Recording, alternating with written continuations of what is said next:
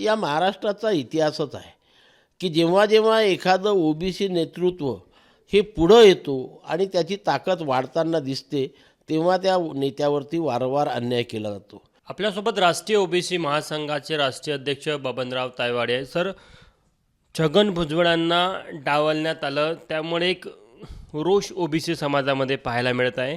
राष्ट्रीय ओबीसी महासंघाची या संदर्भात काय भूमिका आहे?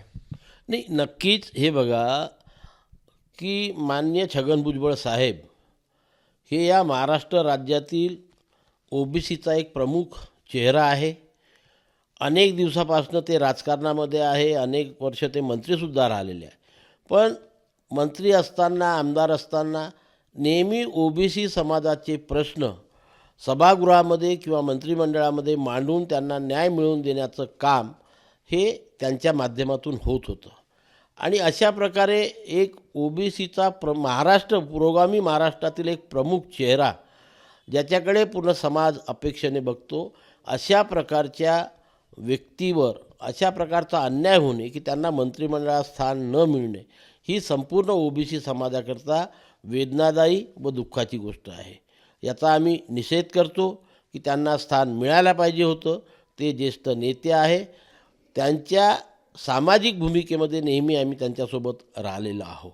आणि हे बघा की हा या महाराष्ट्राचा इतिहासच आहे की जेव्हा जेव्हा एखादं ओबीसी नेतृत्व हे पुढं येतो आणि त्याची ताकद वाढताना दिसते तेव्हा त्या नेत्यावरती वारंवार अन्याय केला जातो. यावर्षी पहिल्यांदा ओबीसी समाजाचे 95 आमदार या महाराष्ट्रामध्ये निवडून आलेले आहे. हे जे काही आंदोलन एवढ्या दिवसापासून सुरू आहे, ज्याच्यामध्ये आमचाही सहभाग होता, सर्वांचा सहभाग, हा ओबीसी एकवटला आणि त्यांनी आपल्या ओबीसी नेत्यांना निवडून आणलेला आहे. 95 आमदार या सभागृहामध्ये आहेत, त्याच्यापैकी 17 मंत्री आहेत, एक विधानसभा अध्यक्ष आहे, एक विधान परिषद अध्यक्ष आहे. अशा प्रकारे नेतृत्व म्हणजे प्रतिनिधित्व तर देणं येतं, पण जी व्यक्ती नेतृत्व करते त्या नेतृत्व करणाऱ्या व्यक्तीला जर तुम्ही डावललं तर पुढे नेतृत्व तयार कसं होईल? हा मुद्दाम डावललं असं वाटतं तुम्हाला?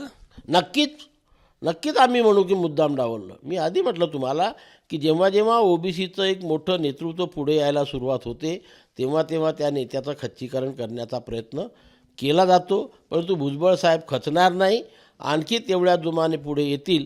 समता परिषद त्यांच्यासोबत आहे, राष्ट्रीय ओबीसी महासंघ त्यांच्यासोबत आहे का? त्यांनी पुढे काही भूमिका घेतली तर राष्ट्रीय ओबीसी संघाची काय भूमिका असेल? नाही, त्यांच्या सामाजिक भूमिकेसोबत आम्ही आहोत, पण राजकीय भूमिका ते काय घेतात त्याचा आम्ही अभ्यास करू. ती राजकीय भूमिका आम्हाला जर पोषक असेल तर आम्ही त्यांच्यासोबत राजकीय ह्याच्यात राहू.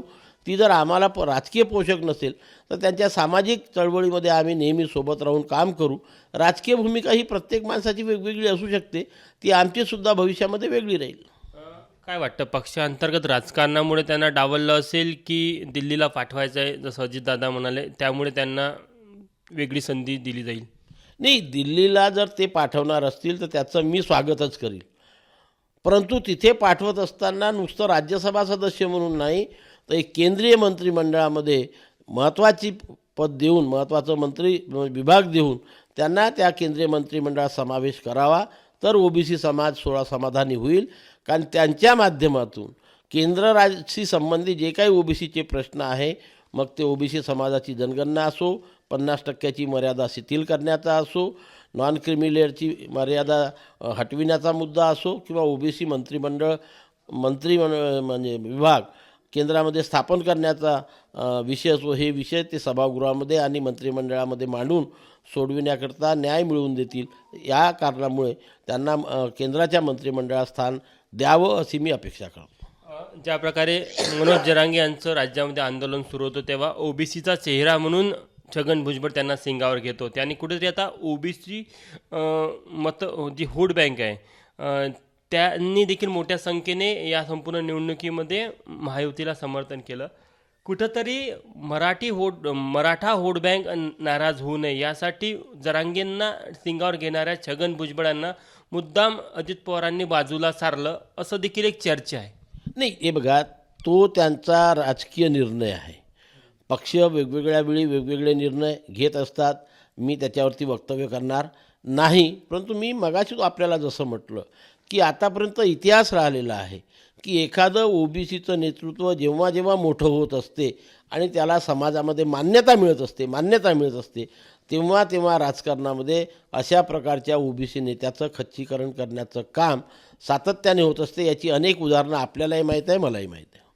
आपण बघू शकतो की बबनराव तायवाडे होते, त्यांनी आपली भूमिका स्पष्ट केलेली आहे की छगन भुजबळावर हा निश्चित अन्याय झालेला आहे. जेव्हा जेव्हा ओबीसीचं असं नेतृत्व राज्यामध्ये पुढे येतं तेव्हा त्याचं खच्चीकरण केलं जातं. मात्र या क्षणाला छगन भुजबळ सामाजिक जी काही भूमिका घेणार त्यांना राष्ट्रीय ओबीसी महासंघाचं समर्थन असेल, पण राजकीय भूमिका काही वेगळी घेत असेल तर त्याचा अभ्यास करूनच त्यावर निर्णय घेतला जाईल, असं देखील तायवाडे सरांनी सांगितलं. कॅमेरामॅन व्यंकटेश नायडूसह तुषार कोहळे, एबीपी माझा, नागपूर. एबीपी माझा, उघडा डोळे बघा नीट.